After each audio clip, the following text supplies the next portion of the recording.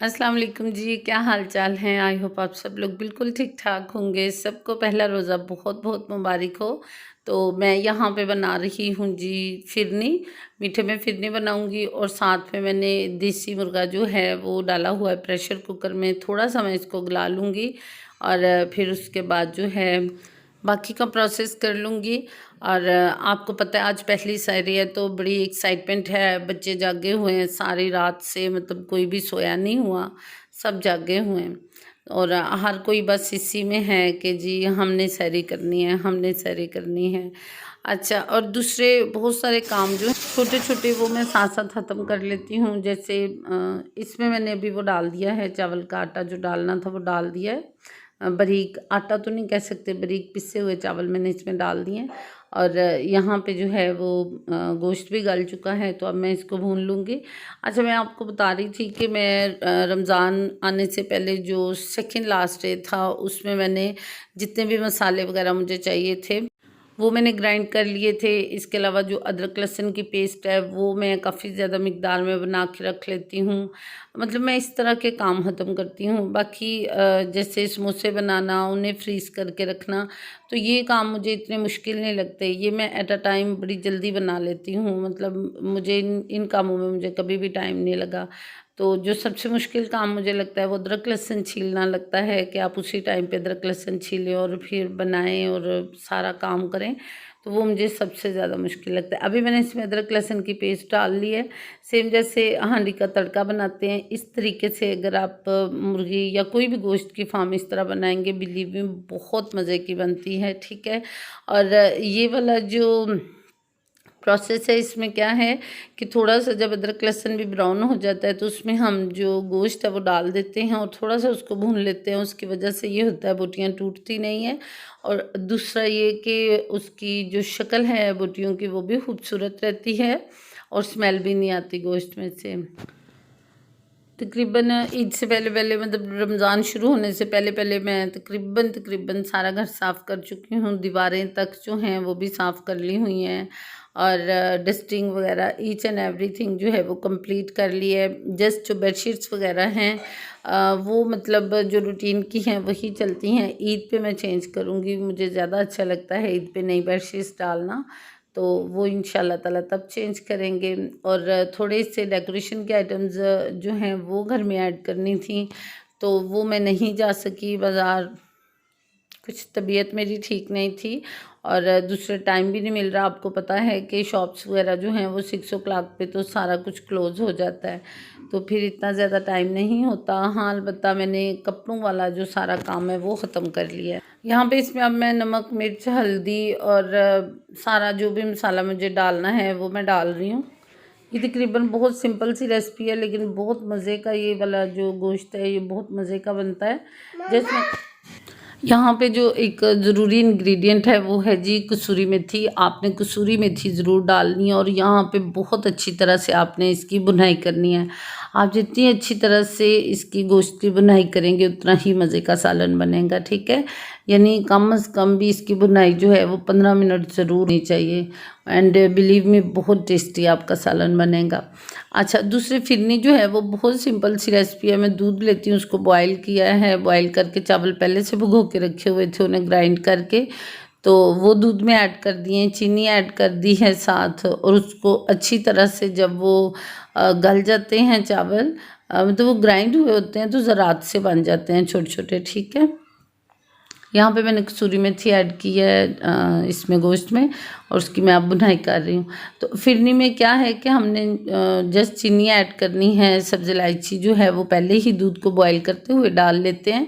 अगर आपकी अपनी मर्ज़ी है, अगर आप एक आधी ज़ाफ़रान जो है वो डालना चाहें वो डाल सकते हैं थोड़ा सा। अगर नहीं डालना चाहते तो जो क्योड़ा होता है ना, क्योड़ा ही कहते हैं आई थिंक, उसका एक आधा ड्रॉप जो होता है ना वो डाल सकते हैं आप। ठीक है, तो वो भी बड़ा अच्छा सा, उसकी भी बड़ी प्यारी सी खुशबू आती है। तो मज़े की फिरनी भी बन जाती है। ठीक है जी, बाकी उसकी आप टॉपिंग अपने हिसाब से कर लें, जैसे भी जो भी करना चाहते हैं, क्योंकि मेरे बच्चे पसंद नहीं करते कि मैं बादाम वगैरह इस टाइप की चीज़ें ऐड करूं, तो मैं इसके बजाय स्प्रिंकल्स कुछ इस टाइप के चॉकलेट के जो वो चिप होते हैं वो ऊपर डाल देती हूँ, या स्प्रिंकल्स डाल देती हूँ। मेरे बच्चे वो ज़्यादा लाइक करते हैं, तो मैं तकरीबन कुकिंग जो है वो अपने बच्चों के हिसाब से करती हूँ। यहाँ पे मैंने बुनाई करने के बाद थोड़ा सा पानी ऐड कर दिया, क्योंकि मेरे घर में जो है वो बिल्कुल गला हुआ गोश्त खाते हैं। बोटी टूटी नहीं होनी चाहिए, लेकिन गोश्त बिल्कुल गला हुआ होना चाहिए। तो अभी मैं सिर्फ 5 मिनट के लिए इसको दोबारा से वो कर लूँगी। और यहाँ पे ये देखें, ये बाउल टूट गया है। उसकी रीज़न ये है, ये मैं फिरनी के लिए बाउल निकाला था, और ये जो मेरा प्यारा सा बेटा उसने हाथ मार के तोड़ दिया, और ये छोटे बेटे ने नहीं, बड़े वाले ने तोड़ा है। आपने मसल्स मुझे दिखा रहा था, और मसल्स दिखाते दिखाते ना हाथ मारा है बाउल को, और बाउल नीचे गिर गया। सवाल ही नहीं पैदा होता कि कोई चीज़ ये लोग ना तोड़ें। कल इन्होंने मेरा फ़ोन, नया फ़ोन मेरा जो वीवो का था वो तोड़ा है, आज इन्होंने ये बाउल तोड़ दिया है। कमाल किस्म की औलाद है। और यकीन जाने इस पे जुल्म की इंतहा यही है कि मैं नाराज़ नहीं हो सकती। अगर ये लोग कोई नुकसान कर दें तो मैं नाराज़ नहीं हो सकती। उसकी रीज़न ये है, ये इतनी ज़्यादा दफ़ा सॉरी कहता है, मेरा सर खा जाता है सॉरी कह कह के। तो मतलब मुझे बस ऐसे बिहेव करना होता है कि इट्स ओके। अगर मैं थोड़ा सा बिहेव ऐसे कर दूं कि आपने ये गलत कर दिया है, तो फिर वो जो सॉरी है ना, वो सॉरी मेरी जान ले जाती है पीछे पीछे पीछे पीछे।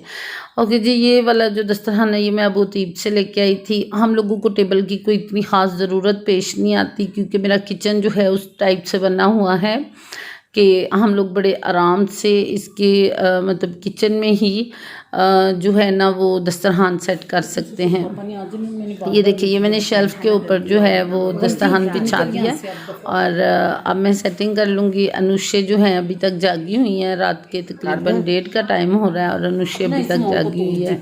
अनुष्य मेरे साथ बहुत ज़्यादा एक्साइटेड है, कभी कोई काम करवा रही है, कभी कोई काम करवा रही है। अभी मुझे कह रही थी कि अब ये नया बाउल निकाल के लाए हैं, देखते हैं ये कितने दिन चलता है। ये वैसे मेरी शादी का है, वो जो पहले तोड़ा है वो भी मेरी शादी का ही था, मेरे जहेज़ का था। ये वाला है जो, ये भी मेरी शादी का ही है, लेकिन ये मुझे बड़े पसंद हैं। बस बच्चे तोड़ ही जाते हैं हर चीज़ ना।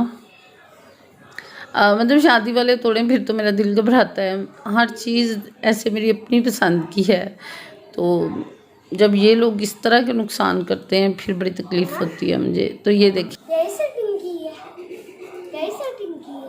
किस लिए इसकी 1 2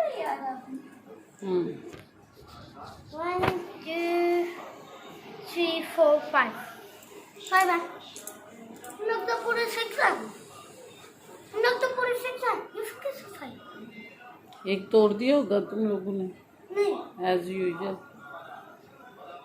एक मैं ओके जी, ये जो बाउल्स की सेटिंग है ये अनुष्य ने की है अपनी पसंद, और बस बहुत एक्साइटेड है, बहुत एक्साइटेड है। और ना कॉइन्स रख रही है बाउल्स के अंदर ना, तो मैं मना कर रही हूँ कि नहीं रखते।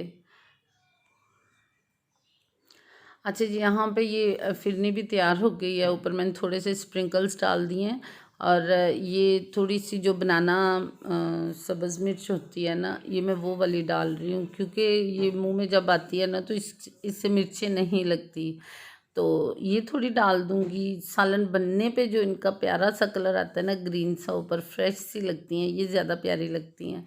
और इसके अलावा थोड़ा सा जो है वो सब्ज़ धनिया डाला है मैंने। और ये जी सालन तैयार हो चुका है। अब हम लोग दस्तरखान सेट कर लेते हैं और सैरी करते हैं। ये दस्तरखान मैंने सेट कर दिया हुआ है। अब मैं सबको जगाऊंगी कि आ जाएं, और आके तो अपनी अपनी सैरी कर लें। अल्लाह पाक हम सबको रोज़े रखने की तौफीक अता फरमाए। मैंने स्प्रिंकल्स ज़्यादा नहीं डाले, क्योंकि पता नहीं है कि मतलब सबको पसंद आते हैं कि नहीं। और यहाँ पे खाना सारा तैयार हो चुका है, सिंपल सी सैरी है, और साथ में ये चाय बन रही है अभी।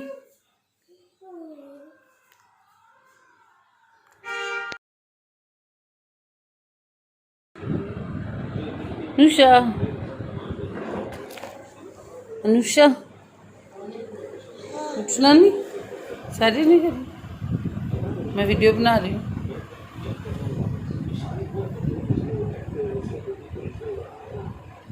चला जाओ। अल्लाह, ये टेबल पे आपने बनाया?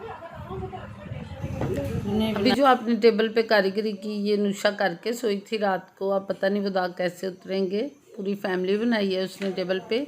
ये उससे पिछली रात की वीडियो है, क्लिप है, जो तकरीबन रात को 2:30 बजे इसने मुझे कहा कि मुझे भूख लगी है, तो अब आप उठ के मुझे ब्रेड जो है वो टोस्ट करके दें, ठीक है। और ब्रेड जैम खाएगी अनुषा। कमाल किस्म की हरकतें हैं इन लोगों की, सच्ची। सारी रात सोते नहीं और मुझे भी साथ में जानते हैं। जानती हूँ, वीडियो की खातिर बैठी हुई। ये वजह है। पेट में दर्द हो रही है भूख के मारे। तो खाना खाया करो ना, रोटी क्यों नहीं खाती? आपने दी थी। याद करो वो सोफे पे बैठ के रोल किसने खाया था? मैंने। आपको भी मैंने दिया था। मैं खाया ही नहीं। कहाँ छोड़ा? अहमद को दे दिया। अहमद इतना बड़ा रोल नहीं खा सकता। छोड़ा नहीं। ये जी लास्ट डे है, इसके बाद रमज़ान शुरू हो गए थे। मैं कर्टन्स जो धोए थे वो प्रेस कर लिए थे ताकि इनको लगा लिया जाए, लेकिन यकीन जाने सिर्फ ड्राइंग रूम का कर्टन लगा है, बाकी जो हैं वो प्रेस हुए, कभी इधर फेंके जा रहे हैं, कभी उधर फेंके जा रहे हैं। ये अभी तक नहीं लगे, क्योंकि ये वाले जो कर्टन हैं टीवी लाउंज के, ये हस्बैंड ने लगाने हैं, बेटे से मैं नहीं लगवा रही। वो पाइप ही ना तोड़ दे, उससे मुझे बड़ा डर लगता है। वो हर चीज़ चलते फिरते तोड़ देता होता है, तो इसलिए मैं उससे नहीं लगवा रही। तो सबसे दुनिया जहान का मुश्किल काम आई थिंक सो के पर्दे को प्रेस करना है। इतना बड़ा पर्दा होता है और उसको प्रेस करना कमाल है। सबसे बोरिंग काम मुझे ये लगता है, पर्दे प्रेस करना। फिर भी अल्लाह का लाख लाख शुक्र है, तकरीबन सारे जो अहम काम थे वो ख़त्म हो गए। अब तकरीबन रूटीन की सफाइयाँ हुआ करेंगी पूरा महीना। रूटीन के काम जो छोटे छोटे होते हैं घर में वही हुआ करेंगे, कि बर्डन नहीं है कि डस्टिंग करनी है, ये करना है, वो करना है। जो बड़े बड़े काम हैं सारे हो चुके हैं। अब जस्ट कुकिंग ही किया करूँगी, जो बच्चे कहा करेंगे वो बना दिया करूँगी रमज़ान में।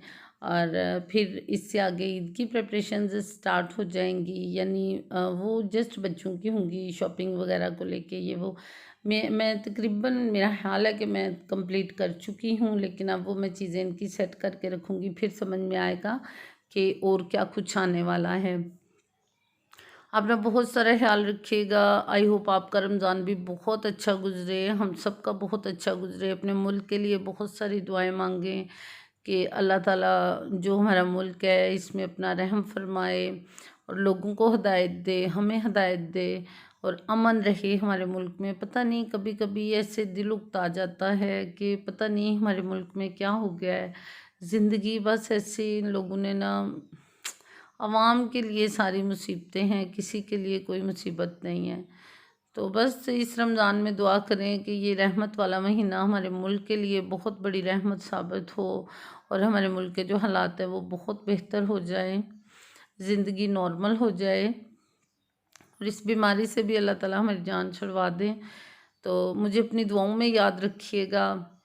मैं भी आप सबको, जितने मेरे सब्सक्राइबर्स हैं, जितने मेरे दोस्त हैं, रिश्तेदार हैं, मैं भी सबको रमज़ान में अपनी दुआओं में याद रखूँगी। आप लोग भी प्लीज़ प्लीज़ मुझे अपनी दुआओं में याद रखिएगा और मेरे लिए भी दुआ कीजिएगा कि अल्लाह ताला अपना रहम, अपना करम हम सब पे बनाए रखे।